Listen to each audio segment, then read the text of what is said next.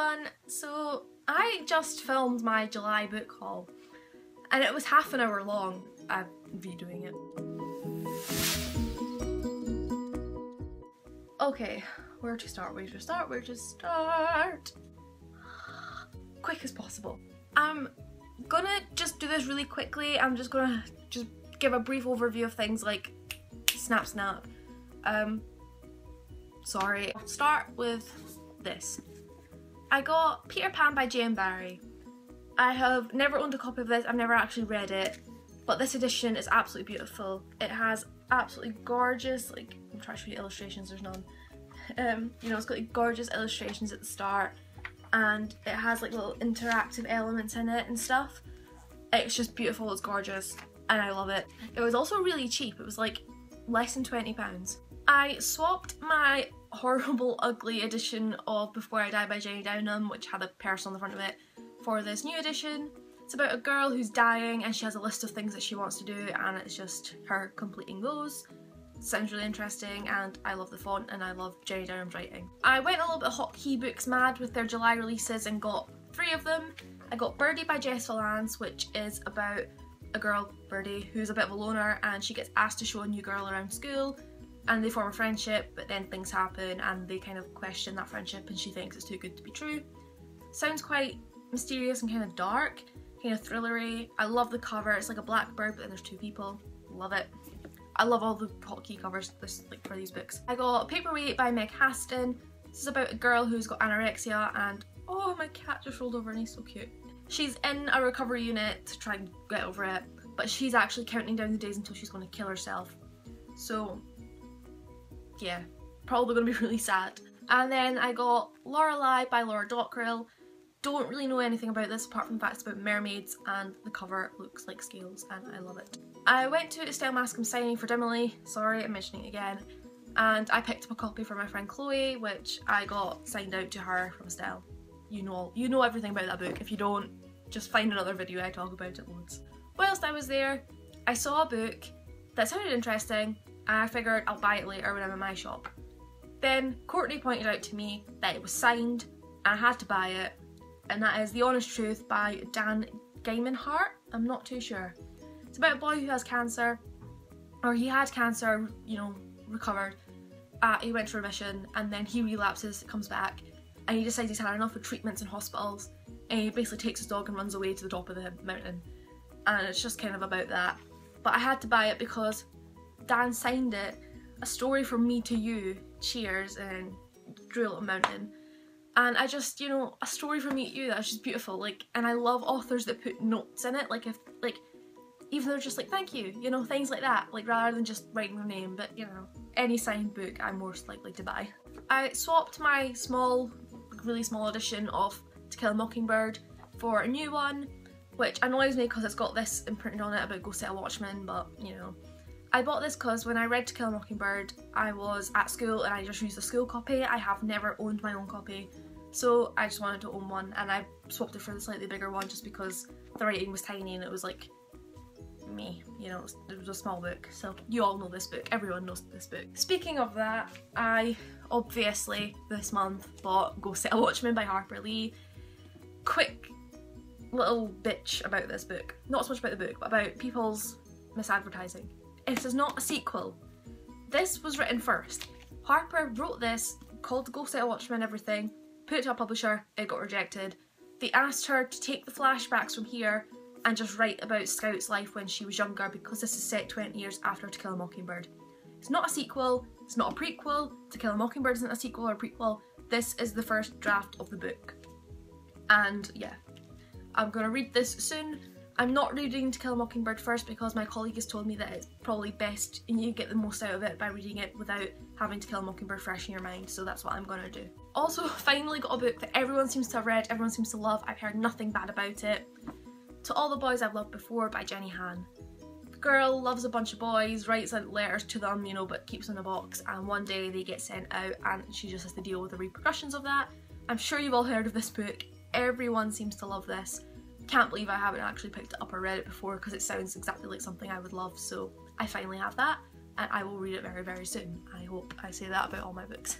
I got the Nowhere Emporium by Ross Mackenzie.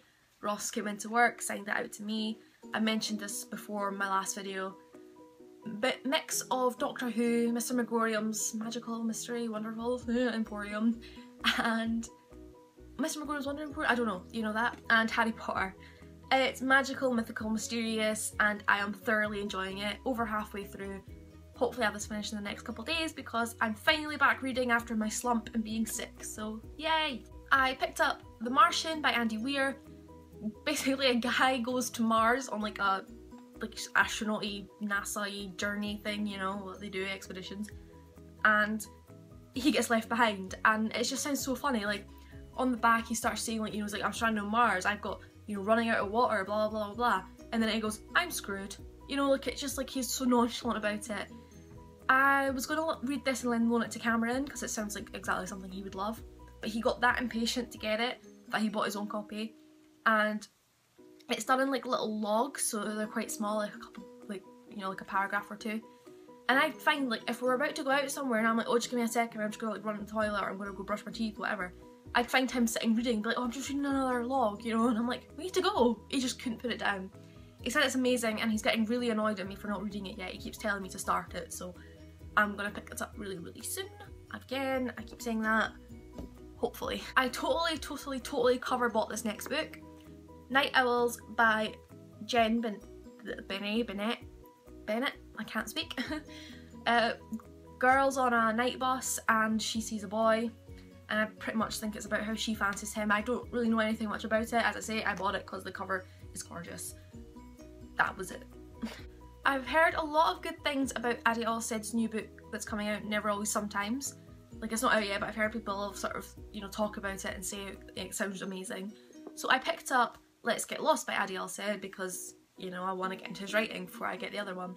This is a road trip book that's meant to be really good for fans of John Green, or, you know, John Green readers, whatever. That's what it says there. I don't really know anything else about it. I love this cover, I love the writing, I love the colours on it. Yeah, it's a road trip and it's kind of John Green-like, so I got it. Don't know anything else about it, I'm sorry. Again, this was a slight cover buy for me, which is Emmy and Oliver. It's about, it was a boy and a girl, obviously. And when they were younger, they were supposed to be friends forever and, you know, be together and all that. And then Oliver goes away. And when he comes back, he is, as it says here, a totally hot stranger. But, you know, Emmy doesn't know his history and all that. And it's just kind of like, you know, are they going to get together? Or, you know, as it says in the back, are their hearts like two pieces of two different puzzles, impossible to fit?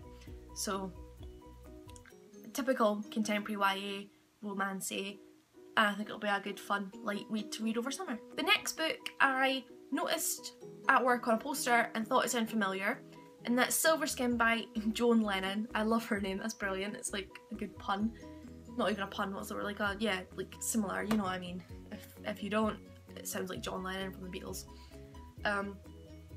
It's set in Skara Brae at the end of the Stone Age, and that is what sort of like clicked my mind when I went over to it, because I saw the poster and was like, oh, that sounds familiar. Went, like, the title, went and read the back and was like, okay, that sounds really familiar. Read the first page, was like, okay, I think I've read this.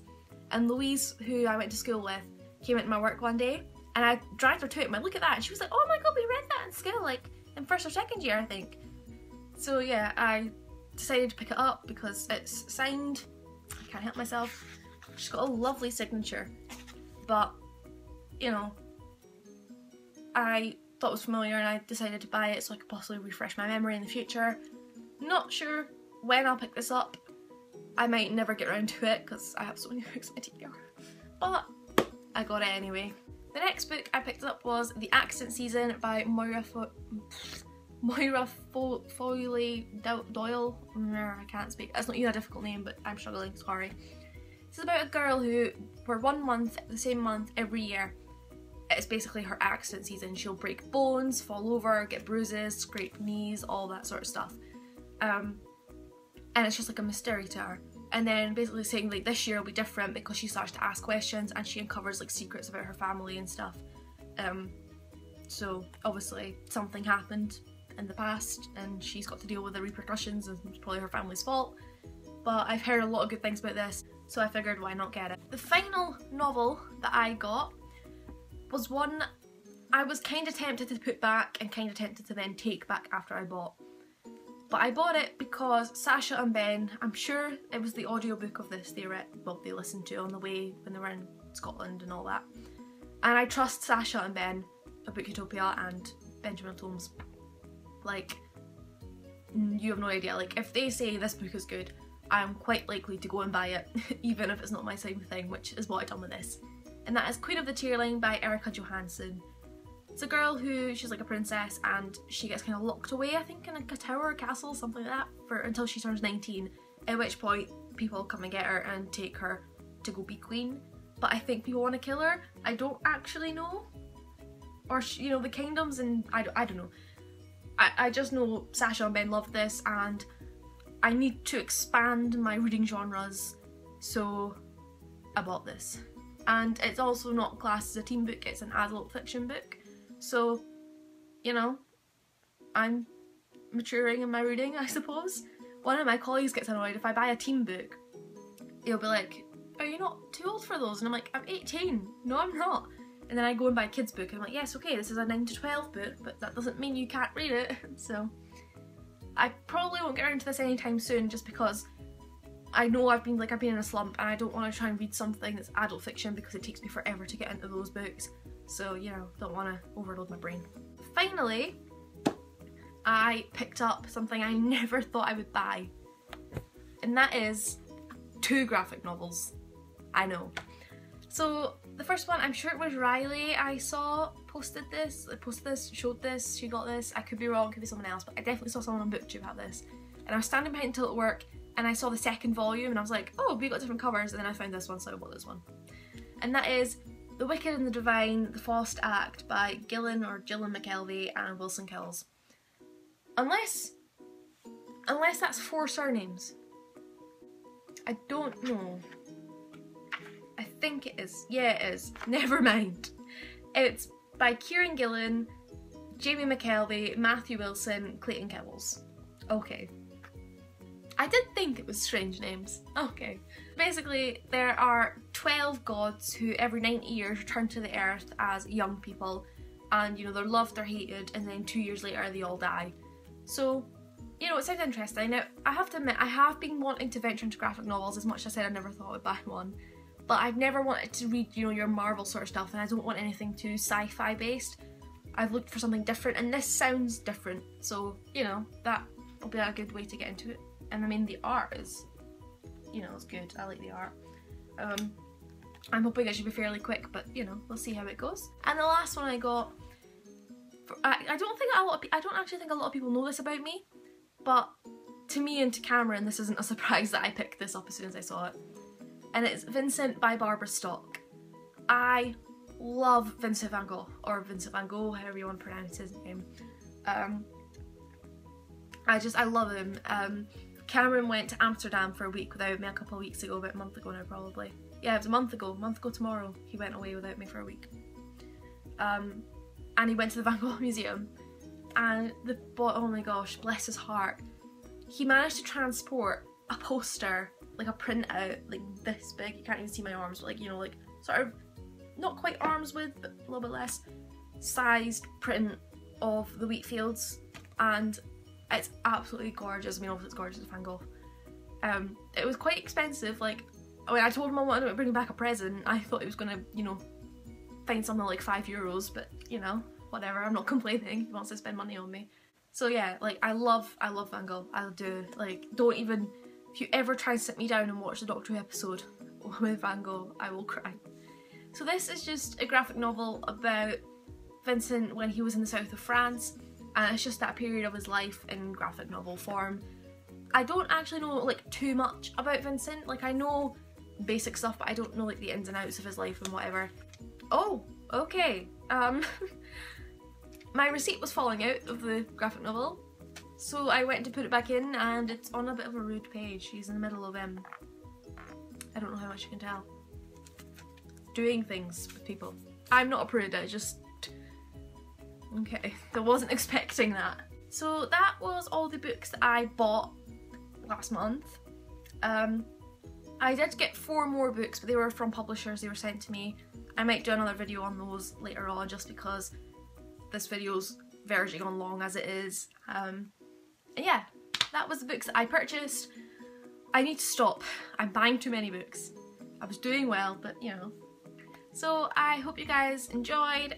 Again, if you've seen these books, if you've read these books, or if you're interested in any of them, leave a comment below. We can talk about them. And yeah, I will see you very soon with either my TBR for this month, or well, I'll either see you next with my TBR for next month, or my talk on the 4 books that publishers have sent me this month. And yeah, I'll see you later. Bye!